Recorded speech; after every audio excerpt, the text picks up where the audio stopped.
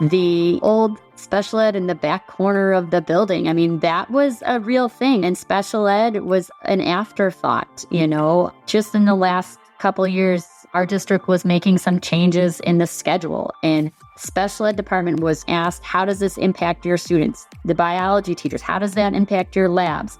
But special ed was a part of the conversation instead of an afterthought.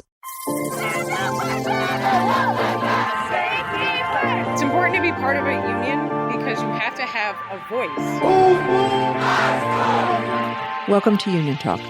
I'm Randi Weingarten. Welcome to Union Talk. I'm Randi Weingarten, and we've had some great guests this year talking about schooling and seeing what's going on in healthcare and in schooling and throughout the country. But this year, about a couple months ago, I had this amazing honor to get a tour of an extraordinary education facility right outside of Chicago by today's guest. And they're really involved in this extraordinary program because they both work in this district, the Niles Township District. One of our guests happens to be the president of the entire Illinois Federation of Teachers, but I got to be with him in his hometown schools and districts, including in his hometown high school that day. How lucky can I get? And that's Dan Montgomery. And the other is a high school special ed teacher at the Niles Township High School District 219, who with every room we walked into, you saw, frankly, more and more superpower magic. And that's Maggie Stewart. Now, special needs programs are really important and really hard to do right. Congress has engaged itself in lots of different ways to make sure that every child who goes to school in the United States has an ability to thrive. And so our kids with disabilities, well, let me say kids who are differently abled, there's always been challenges because school districts never have enough money and frankly, rarely make kids who are differently abled a priority. And that's why Congress enacted two key statutes to try and make sure that kids who are differently abled were able to get the resources that they needed. The first was we call it a nickname, the IDEA, but it was the Disabilities Education Act. The second was the Rehabilitation Act of 1973. And that was also amended by an act that I can't actually say the mnemonic. It is the Workforce Innovation and Opportunity Act. I think it's called WIOA. But the IDEA and the Rehab Act really require both education for kids from a very young age through a transitional service to be available to students and youth as they prepare, youth with disabilities or differently abled, as they prepare for and enter post-secondary life. And frankly, it's really hard to see good programs anywhere because they're not a priority. Here, the Bridge program in Niles Township District 219. I love the names of your districts, Dan. Yeah, they're just poetic, aren't they? Exactly. They're very creative. This Bridge program was magical. And I just want our two guests to talk about it so much. And I'll say one more thing about the needs here. The population we're talking about, 30 to 40% of homeless people in America right now are populations with disabilities. 75% of those who are not in the labor force right now, they're not in the labor force because of disabilities. If we are not serving our differently abled populations in the United States, and we shouldn't go back to what we used to do in terms of putting people in contained living or institutions, we need to take and do things that help meet their needs.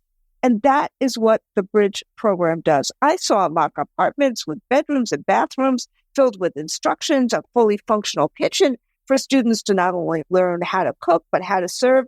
They even had a Target store inside of the school teaching students how to shop and how to work the register. This is possible. We saw it this spring. And so that's why, Dan and Maggie, I just want you to brag about it and talk about the Bridge program, but also really how it started, how you got involved, and then we'll talk about how we make this more the norm, not the exception. But thank you, both of you, Dan and Maggie, for joining us on Union Talk, and welcome. And let me start first, Dan, if you don't mind, with Maggie. Tell us about the Bridge program, how it started, how you got involved. Sure. The Bridges program started about 20 years ago, about 2004, and we had 6 students. At the time, the concept of, specific transition programs was sort of new. At that point in time, most transition programs and transition planning was being done specifically for those students with developmental disabilities coming out of more of like a life skills curriculum. Until that point, most of those students stayed in the same classroom for 8 years. So they had 8 years of kind of the same thing. You had 13, 14-year-olds in a classroom with 20, 21-year-olds. And so when I started at District 219, there was already conversations of what can we do to change this? This is not meeting the needs of our students and preparing them for post-secondary life. And so luckily, we, started small with our 6 students and created the Bridges program, originally housed in Niles North High School in the Gen Ed, high school building. But we, did our best to kind of lay the foundations for programming that was different. While we were still in the high school space, we were taking advantage of community-based instruction, creating relationships with community businesses for vocational training, kind of really trying to look outside the box and create the curriculum that they needed to succeed in post-secondary life. And now, 20 years later, we have 92 students for next year, serving a wide range of students, not just those coming out of our life skills program. Our students are now served in our Bridges program, which is a separate building after they complete their high school graduation requirements. And then the focus is really on what do they need for post-secondary. We look at functional academics, vocational training, independent living skills, and most importantly, that transition planning. You think of gen ed students and how many resources go into planning for post-secondary education in college. We're doing that, but based on the needs of where their life will take them. Thank you, Maggie. Dan? First of all, Randy, thanks for having us on. And it was so much fun and a thrill and an honor. Everyone was so excited when you came to Niles North and also saw the Bridges building. And I loved at one point you turned to me and was like, oh my God, we should do this in the podcast. This is so great. And I was like, yay. So thanks for doing it. And it was so much fun. Let me just say, Dan, It was so much fun to be at Niles North, which for our podcast listeners is your high school where you taught English, right? So Correct. Here we were like hanging out. Yeah. The English teacher, the social studies teacher with all of, your colleagues and lots of new people. And it was just great to be with you at the school. It was just really great. And it's like going home. I taught there for 17 years. It was my daily job. Even when I was local president, I was a full-time teacher and union leader there and worked with Maggie. And I can't tell you how many times when I was first of all, I should say Maggie is a fantastic human being, a fantastic teacher and advocate for her students, and also a great unionist. And I remember many times calling on Maggie for her help when I was council president there. So, but I do want to say what kind of like on that point, a little background. My first teaching job in high school full-time was at Niles North. I got hired in 93. I did it for like 17 years before I became IFT president. And there is a culture in 219 of just, I think this sort of attitude of like, we're going to have the best special ed program anywhere. We just are. And whatever our special ed students needs, we're going to find ways to get it to them. And that was true at Niles North. It was true at Niles West, the other high school. And, kudos. We don't sometimes give administrators enough credit. I think but the superintendents, the school board, it was just acknowledged that is just sort of our atmosphere, our culture. And I think that's what's often missing in high schools. As I've traveled around Illinois, other districts, there are many districts with fantastic special ed programs. Everybody wants to do the right thing. But I think partly it is really establishing and keeping ongoing a culture of inclusion and really listening to the teacher and staff professionals in special education about what our kids need. And sometimes going out on a limb.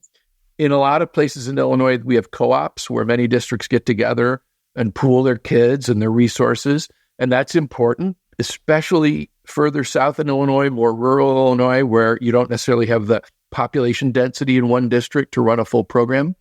But Niles, gosh, Maggie, was maybe 20 years ago, we pulled out of the special ed co-op because our resources were better. And it actually was more cost effective to do it in-house. And that just gives you a glimpse, I think, of kind of the attitude.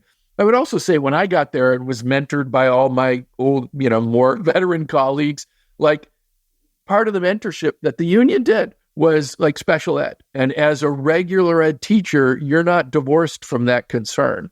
So it made me a better teacher to have the special ed staff there who were always, interacting with us.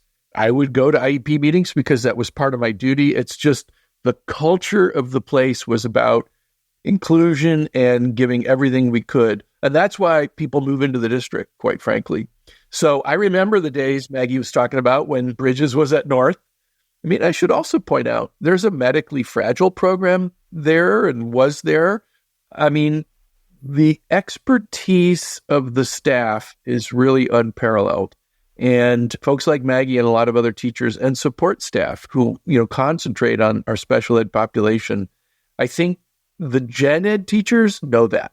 They know that the Maggies of the world, Maggie Stewarts of the world, know a lot more about this than I do. And they're a tremendous resource. So if I'm going to serve my students well, even the ones with the most mild learning disabilities or 504 plans, I rely on them. We rely on them. So that's sort of, I think, kind of the important context for this. I was in this position, so I'm technically on leave. I'm still an employee of 219, but I'm on leave. So the Bridges building, the new building we saw, that happened over the last few years, and I wasn't there every day. So I was floored when I saw it, because I remember the little classroom spaces you had. And there was a washing machine and a dryer. There was it was kind of a mini version of what Bridges has become. But my golly, the resources these kids have now is just extraordinary. So that leads me, I was going to ask a couple of other questions, but it actually leads me to the question of how did you get this to be a priority, to get those resources there? Because so we all three of us know how many times it is not a priority. I mean, early in my career, I worked as a union person on the Jose P case in New York, which went on forever and ever and ever because there was not kids who were differently abled. I know we said it in a different way, a long time ago, never got the resources they needed. I mean, they weren't shunted anymore after the IDEA to, a basement, but they never got the resources they needed. That's what also shocked me. The resources, and Maggie, you just went through it in terms of the various different ways of the transition and what young adults need. How'd you do it? Well, I think what Dan said really hits home. It's the culture of 219 is very inclusive, and the culture of Skokie and Niles Township in general is a community. It's a very diverse community, but very welcoming. And I think that's where it starts, is that not only did we have a very strong special ed department, but the whole district, all the teachers, admins, it wasn't just this afterthought, we're going to do something and, then we'll check with special ed, see how that impacts.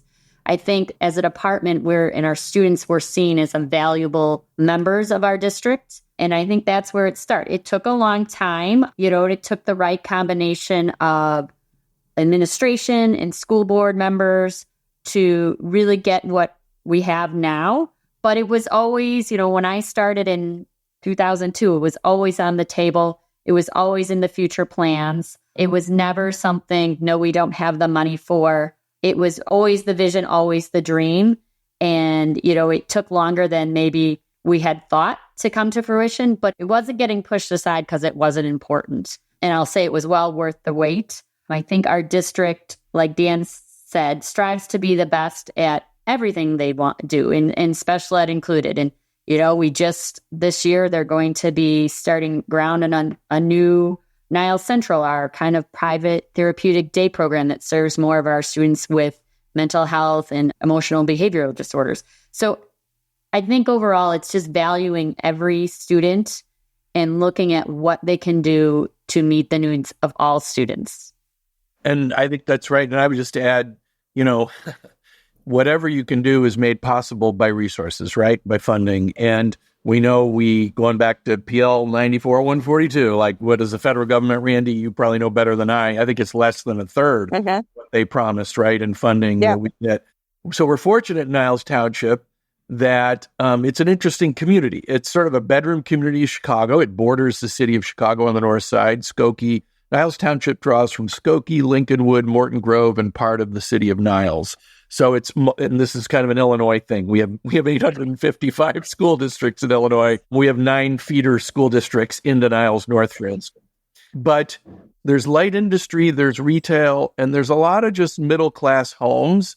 And so the district is pretty well resourced, but both schools are Title I schools. I don't want people to get the misapprehension that the Niles schools are like a Tony, wealthy North Shore district.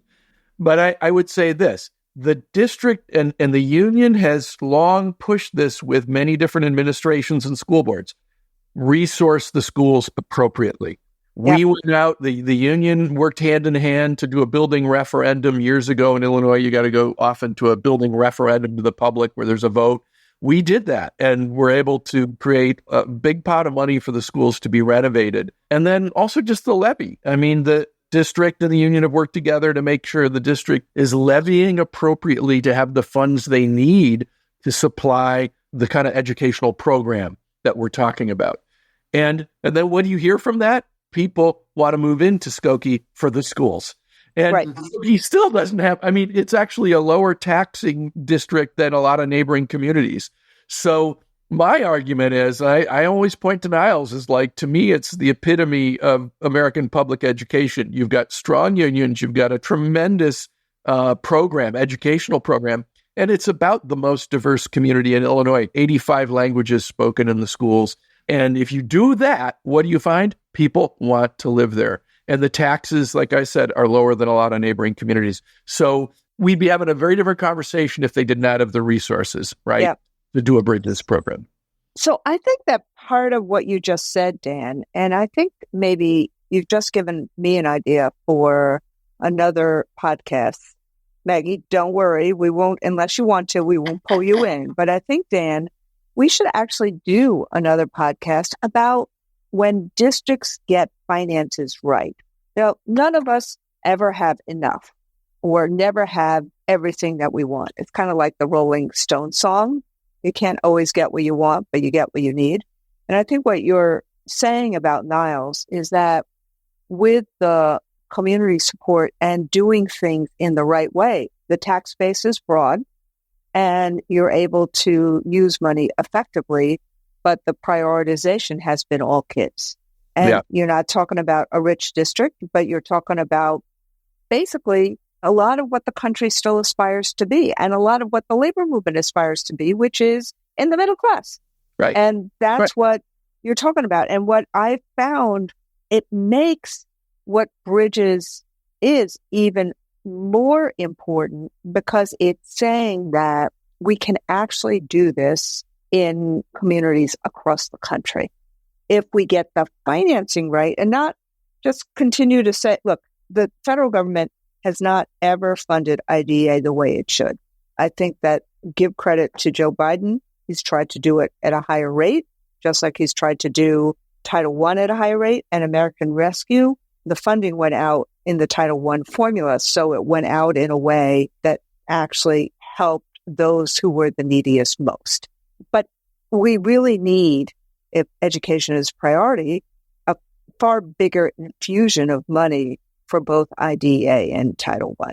And I think that kind of leads me to my next question, which is, if you had a magic wand, not that any of us have one, but Maggie, you spent a lot of time on a high school level, in particular, working with special education programs around the country. And so if we had a magic wand, or you had a magic wand, what would you do with it as it pertained to, I don't want to say how would you fix special ed, but what would you do with it in terms of improving special ed? Well, I think you hit the nail on the head, is that funding piece. I think funding and making the special ed services a priority is something I think any special educator would wish on their magic wand.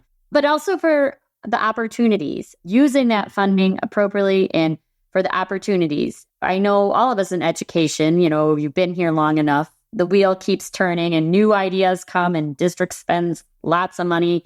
And it's just, an old idea with a new name, a new sponsor. But I think using those resources effectively is kind of the magic wand. We have a very nice, shiny new building, but we're using it effectively. We're getting the students who need to be there in there. We're creating the relationships with the community that we need. One of the big fears, especially some of our families had, is with this big, new, shiny building, are you guys going to be just sitting there all day? And are we going to lose some of that community involvement? So I think opportunities, and you look at opportunities for someone with special needs shouldn't depend on where you live. That's something that you always hear in education. Unfortunately, you live, a child doesn't have a choice where they live, and their schooling, which directly impacts the path they're taking in their life, the opportunities should be there for everyone. And, I know IDEA has set the precedent and the laws to provide for that, but we know opportunities are not the same in every special ed district, in every high school across the country. And right. So that magic wand would maybe just, educating districts about what is possible and how to use their funding appropriately to serve students and to get positive outcomes. I mean, I think one of the things that our district can say is, yes, we have this great new building, but the outcomes that we've had since moving to this building are extraordinary. The number of students we have who are employed, who are seeking, participating in a community college, just things they're doing when they leave us really kind of show us why it was worth the investment. And I think that magic wand of investing in special ed and seeing the outcomes is something that I think everyone would agree on. Yeah. This actually gets me to my next kind of major area. I want to do one or two more major areas, but in terms of just how we see and assess and what constitutes success.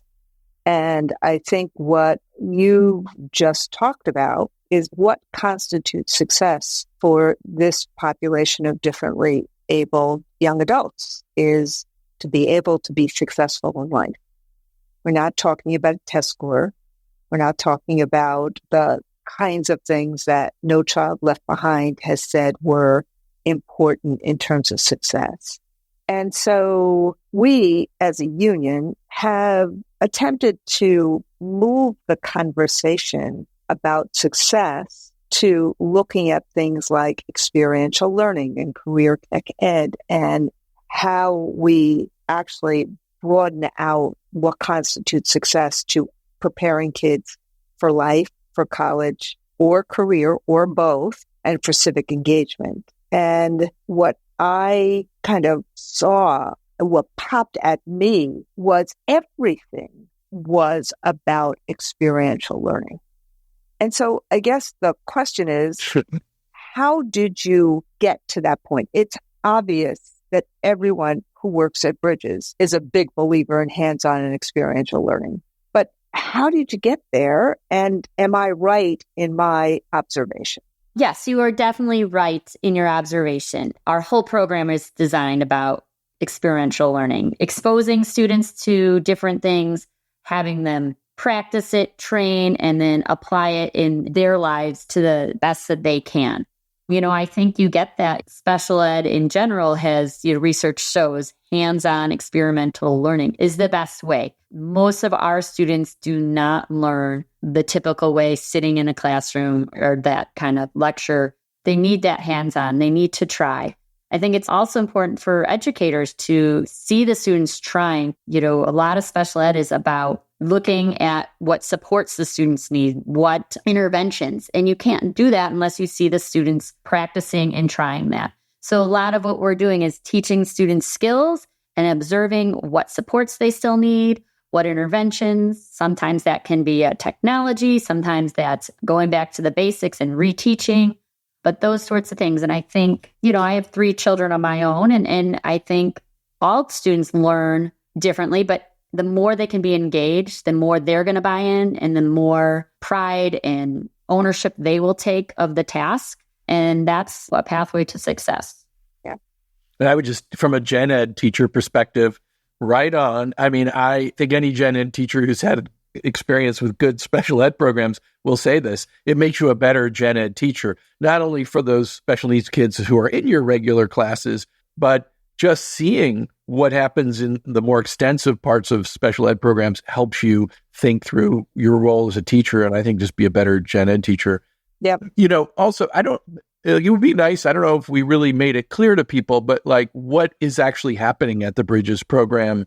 And it's, Maggie, am I right? It's to age till they turn 23. Is that right? It's always changing. Okay. Now the law has changed. The year they turn 22 is their last year. So you turn 22, you age out at the end of the school year. And that varies from state to state in their interpretation. And the law says through your 21st year. And so over my 25 years teaching, that has varied. But in some states go even further. But the point is they're there until around that 22 age, getting the supports they need. And I'm so glad you asked that question, Dan, because that's the last 2 areas I want to ask. One of the last area I'm going to ask you, Maggie, in particular, since you've been at this for 25 years, have things gotten better, worse? And I just want to give you a minute to think about that one. But this is a transitional program. Mm-hmm.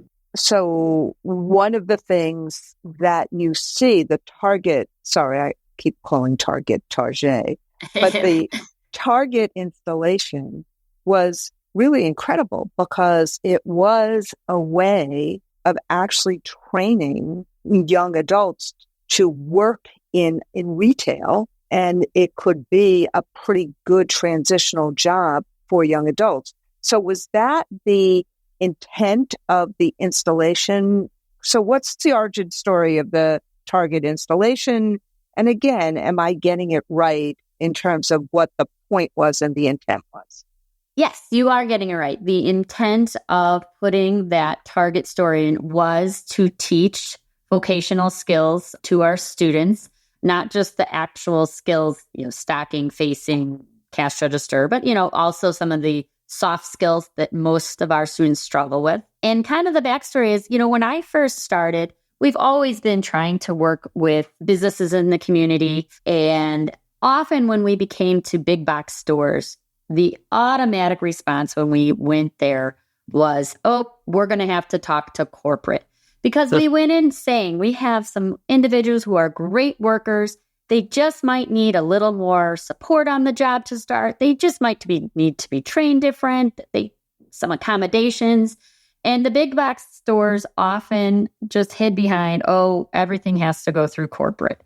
And it kind of hit a dead end. And throughout Illinois, as Dan said, Southern Illinois, there's a lot of small towns, and you looked at how they were doing things. And a lot of that is the small towns had the small family-owned businesses, and they were very open to having students train and those sorts of things. And so it's a little harder to replicate that in a big metropolitan area.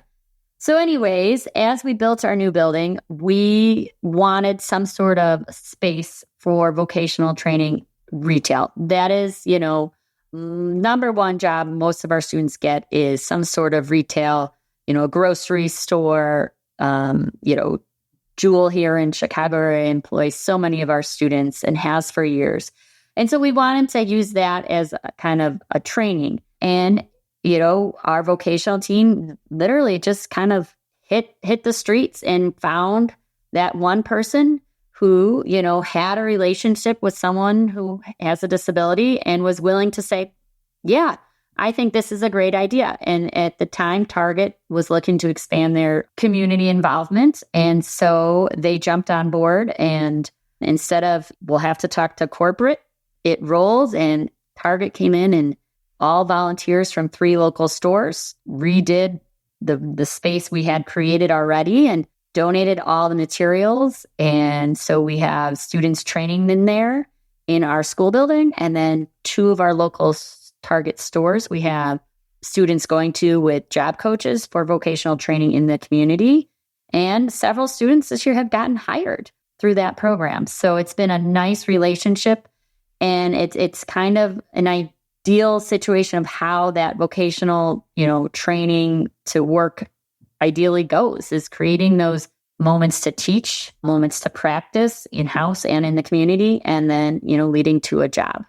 Got it. And I assume that's the kind of mastery of some of these life skills is what you were aiming for in terms of the Bridges program as kids reach 22 and leave. Exactly. Our whole program is focused on independent living skills, vocational skills, that functional academic kind of consumer ed piece, and then that transition planning. And so that is kind of the 4 pillars of transition, and that everything in our program is designed around.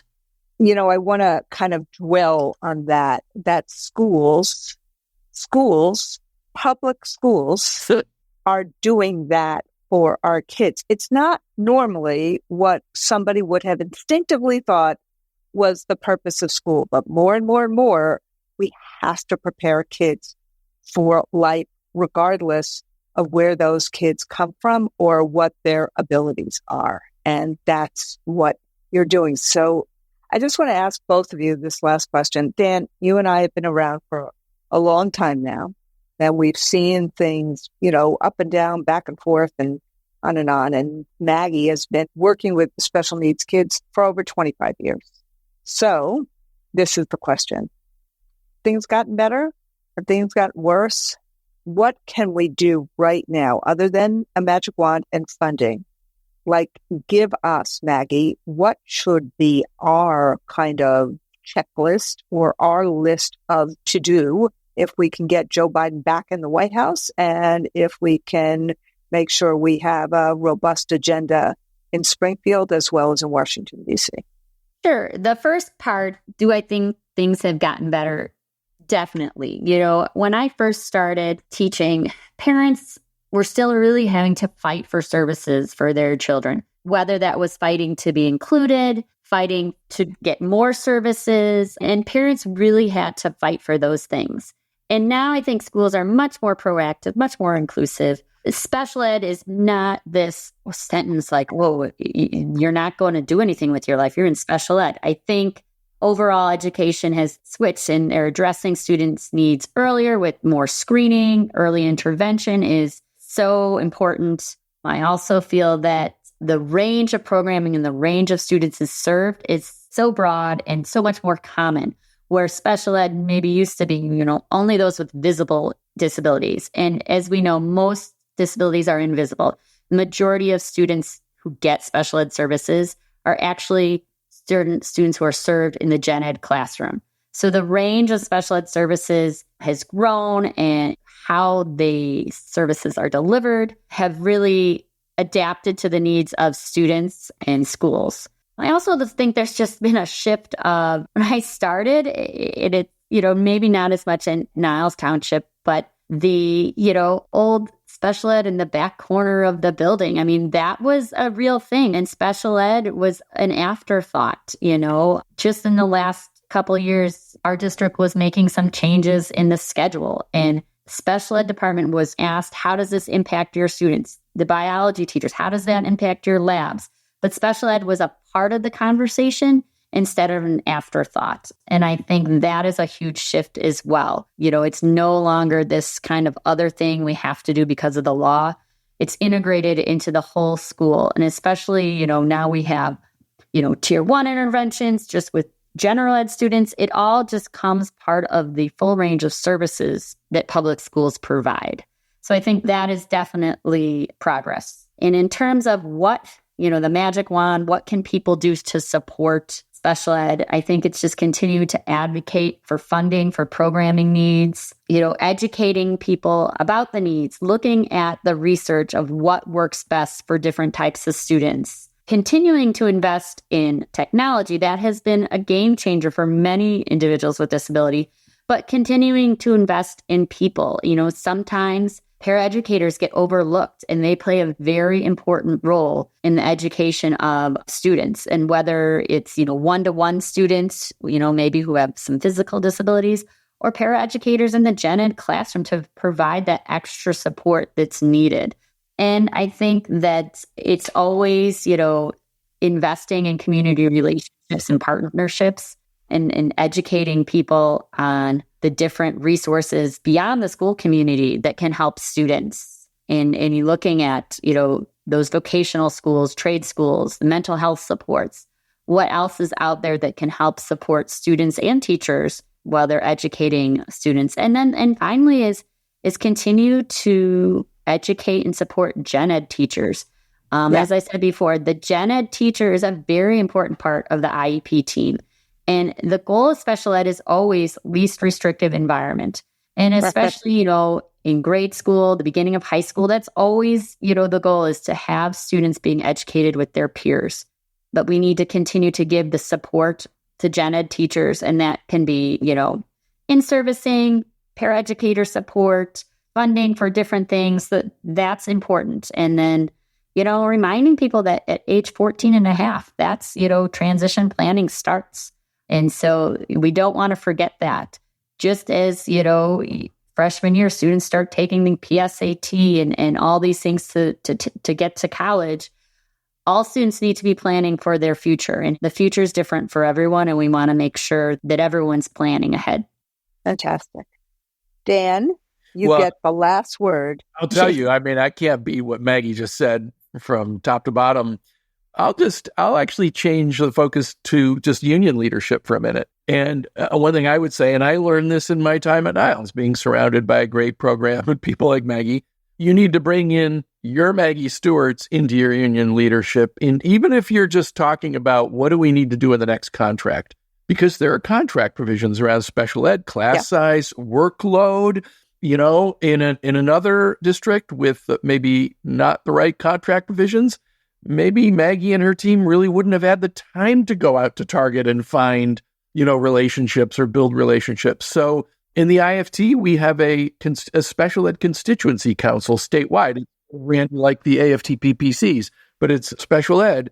And that's just really invaluable to us when we start thinking about like state legislation, what's going to be our, position on something. So I think everything Maggie said about the programmatic and life of the school. And then I would just add, as union leaders, we have this obligation to really work fully for our special ed programs. And it's really the people we have, paraprofessionals and teachers who are the experts. We got to bring them in the conversation points. Yep. So I just want to say to both of you, and I hope people who are listening as well, look, this is the intent of what this podcast is about. People, real people, talking about real solutions to real problems affecting our kids. And that's what you both do all the time. Dan, you do it in so many different ways on a national, state, and on a local level. But you are able to, with such ease, you make it look easy, kind of take practice and policy and convert it into things that really help kids and really help teachers or educators help kids. And I think, Maggie, what you did for us today is take something that a lot of people I've watched this whole last 3 years, what's going on, particularly in light of COVID and in light of the pandemic and the relationships breaking, what's happening with our kids with special needs and how do we make sure we don't abandon them. And this is what the Bridges program does. And you find a way to make a systems approach out of something that is uniquely individual in terms of how we help our kids achieve. And so this is what this podcast is about: showing, teaching, telling the stories of individuals doing extraordinary work to help our kids thrive. And so I found this Bridges an inspiration to me when I was there. I hope others see it and feel it in the same way. If people want to find out more about the Bridges program, they can go to niles-k12.il.us/Bridges, meaning go to the Niles district, put in the word Bridges, and you're going to find out about the Bridges program. But you're also going to find out because you're going to listen to this podcast, and we'll have some notations on this podcast as well. So I just want to say to both of you, thank you so much for this amazing conversation about how we help kids who are differently abled in transitional programs so that they're prepared for life, and how it's been extraordinary what you've done in Bridges. So Dan, thank you. And Maggie, thank you. Thank you, Randi. Thank you, Randi. It was a pleasure, and we were so happy to have you. I only had wished that the students were there when you visited. And thank you for highlighting special ed and transition programming for everyone. Thank you. That's our show. I hope you enjoyed this episode of Union Talk. Remember to subscribe wherever you listen to your podcast and tune in every other week for a new episode. Thank you, be safe, and be well.